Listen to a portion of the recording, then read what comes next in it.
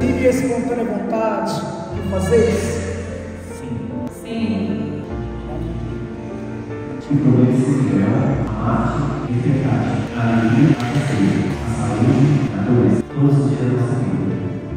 Eu, Roberto, Pedro Júnior, como meu esposo, prometo ser fiel à arte de respeitar, na alegria, na tristeza, na saúde, na doença, todos os dias